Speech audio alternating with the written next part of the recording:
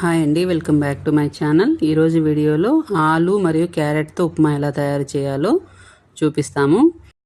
పిల్లలు కూరగాయలు సరిగా తినరు కదా, మా పిల్లలు కూడా సరిగా తినరు. అందుకోసమని మా వారు ఈరోజు ఉప్మా క్యారెట్ ఆలుతో ఉప్మా చేస్తున్నారు. అందుకోసం ఒక 2 ఆలుగడ్డలు ఇలా చిన్నగా కట్ చేసుకున్నాను. అలాగే ఒక క్యారెట్, 4 పచ్చిమిరపకాయలు, ఒక ఆనియను, ఒక టమోటో, కొత్తిమీర, అలాగే కరివేపాకు, వీటన్నింటిని ఇలా చిన్న చిన్న ముక్కలుగా కట్ చేసుకోవాలి.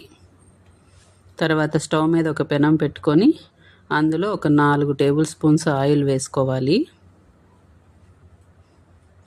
ఆయిల్ హీట్ అయిన తర్వాత అందులో కొద్దిగా ఆవాలు, అలాగే కొంచెం జీలకర్ర, కొద్దిగా కరివేపాకు వేసుకోవాలి. తర్వాత మనం కట్ చేసి పెట్టుకున్న పచ్చిమిర్చిని కూడా ఇందులో వేసుకొని వేయించుకోవాలి. అలాగే మనం తరిగి పెట్టుకున్న ఆనియన్స్ని కూడా వేసుకోవాలి. ఇవి కాస్త వేగిన తర్వాత మనం కట్ చేసి పెట్టుకున్న టమాటా ముక్కలను కూడా వేసుకొని వేయించుకోవాలి.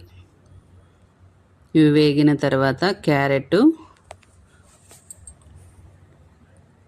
అలాగే ఆలు వేసుకొని వీటన్నింటినీ బాగా వేయించుకోవాలి, పచ్చివాసన పోయేలాగా. ఇవి వేగడానికి మినిమం 5 to 7 minutes పడుతుంది.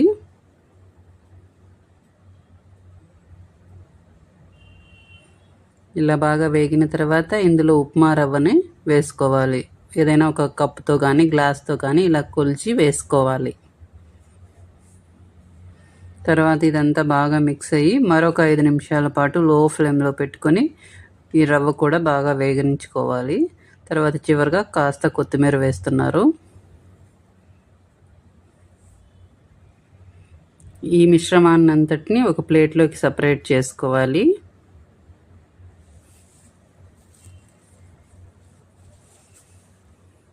తర్వాత స్టవ్ మీద అదే పెనం పెట్టుకొని అందులోకి మనం తీసుకున్న రవ్వకు తగ్గట్టుగా వాటర్ని తీసుకోవాలి. ఇక్కడ వెజిటేబుల్స్ తీసుకున్నాం కాబట్టి 1 గ్లాస్ రవ్వ వెజిటేబుల్స్కి కలిపి 4 గ్లాసులు వాటర్ పోశారు.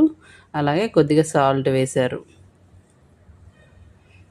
వాటర్ బాగా మరిగిన తర్వాత ఇందులో మనం వేయించి పెట్టుకున్న ఈ ఉప్మా రవ్వ మిశ్రమాన్ని అంతటిని వేసుకొని కలుపుకోవాలి.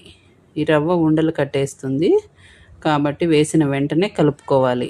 తర్వాత దాని మీద మూత పెట్టి ఒక 5 నిమిషాల పాటు లో ఫ్లేమ్లో ఉడకనివ్వాలి. మూత తీసి దీన్నంతటిని బాగా మిక్స్ చేసుకోవాలి. తర్వాత స్టవ్ ఆపేసి తిరిగి మూత మూసి ఒక 2 నిమిషాలు వదిలేయాలి. ఆ వేడికి అది బాగా కుక్ అయిపోతుంది. మీరు కూడా ట్రై చేయండి, చాలా